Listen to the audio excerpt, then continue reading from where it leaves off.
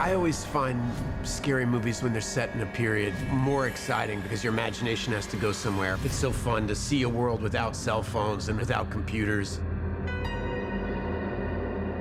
The whole meaning of production design is to create an atmosphere in which the events take place. And then another aspect is to create a specific kind of understanding of the characters. Patty Podesta was our art director, and she made this entire world feel lived in, and as a result, it really kind of nailed home what it was like growing up in the 70s. The 70s in Denver. Scott lived there as a boy, and a lot of the particularities of the set design and the story come from his memories of it. I'm actually wearing my authentic 70s ditto pants today. 70s is kind of like my vibe anyways, and so for me, it's just kind of like living my dream costume world. The clothes are really cool. I like the jeans because it makes me feel taller.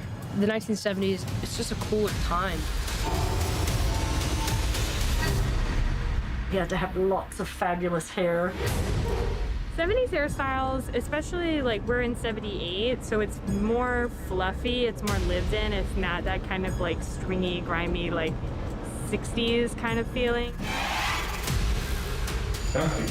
And we have such great characters that we can develop such great hairstyles around. Like with Gwen, we really focus on braids that she can do herself.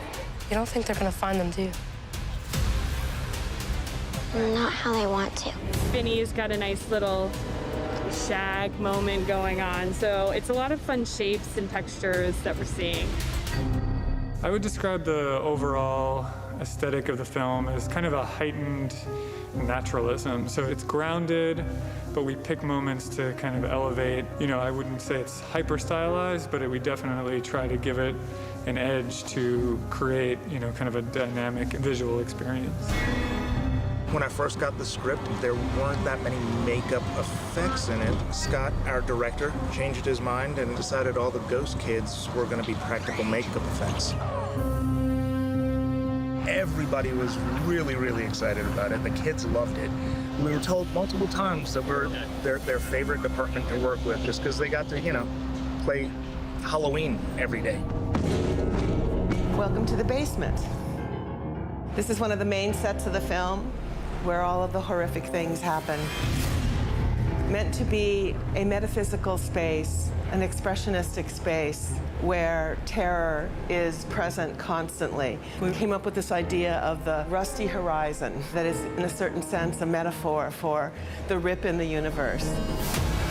When I first saw it, I was like, I'm excited to be kidnapped by Ethan Hawke in this basement.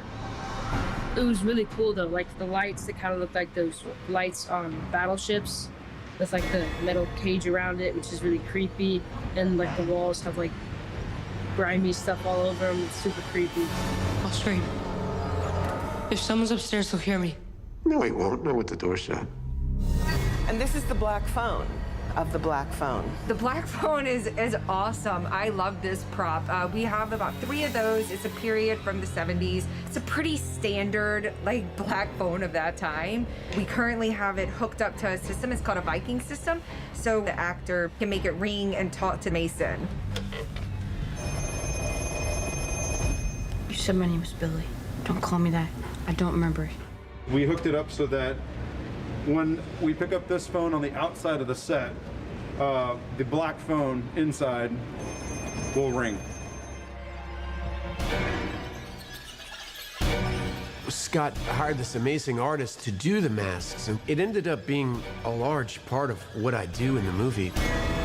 I'd kind of read it imagining the mask to be singular, and Scott devised this plan where sometimes it's this half is covered, sometimes it's this half, sometimes there's no mouth, sometimes there's no eyes. So the mask itself is working in this strange symbolic universe. This was the very first prototype we did. We did the smile first. The purpose of the expressions, like the frown is when that's it, the kids are doomed, and this is to enchant them. They had to have horns. This is kind of like an outward sign of devil, evil, you know, that's the first thing you think of, you know. The mask was the coolest thing I've ever seen. Like he'd look up to the darkness where the light was, and it was so creepy. That thing was so cool. And once I saw the masks, I realized that the masks were gonna do a lot of the work for me. And I had to really let the mask carry the weight.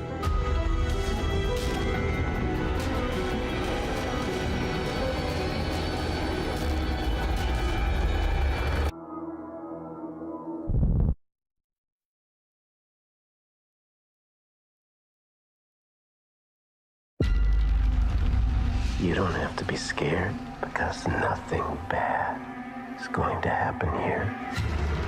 The joy of doing a scary movie is I always like to picture a group of friends going to a movie theater at midnight at Halloween, or people having a sleepover party, and it's your job, like you're sitting around a campfire, your job to tell a scary story. Hey, everybody, gather around. I'm gonna tell you about the Grabber.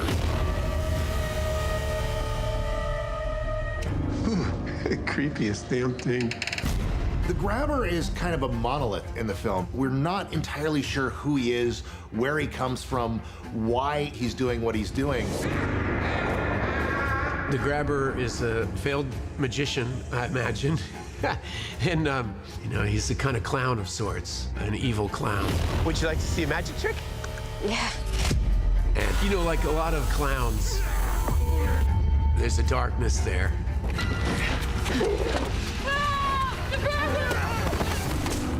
You say one fucking word, and I will gut you like a pig. I like playing flawed characters and people who aren't likable and things like that. That's always drawn to me, but whenever you're overtly evil, people believe you are spawn of Satan, and you can't say, no, I'm secretly really nice, and I'm at the chess club. You're like, no, you're not. I know who you really are. It's a no-win scenario for the performer, but the good news is I'm 51 now, and so it might be the time for me to go to the dark side. Look what you made me do. I was really excited about the idea of playing a character in a mask. It seemed like some strange, abstract Greek theater piece, and the character became something I'd never done before. Ethan is the Grabber's terrifying. Like when I first saw the mask, I kind of froze.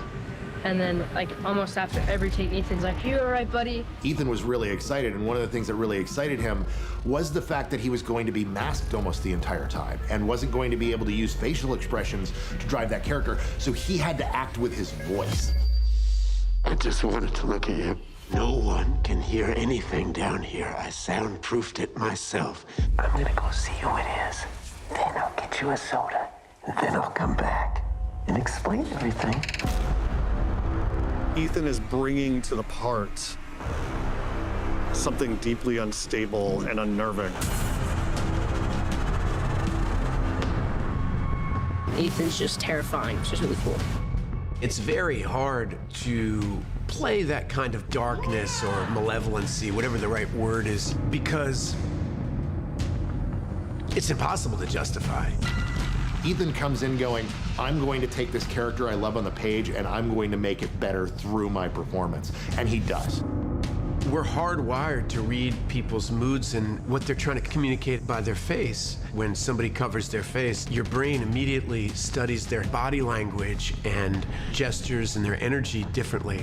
And so that was really fun for me to figure out, like, how does he stand? How does he move? What's the quality of the voice? I was really starting to like you, Finney. It's a different game. I almost let you go.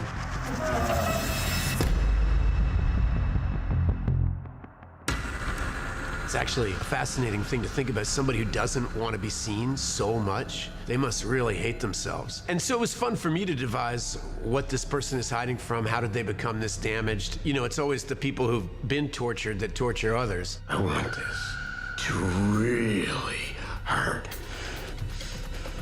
Ethan's just an incredible talent, and I love that he gave this a chance, and I hope to see more villainous portrayals out of him because he's really good at it.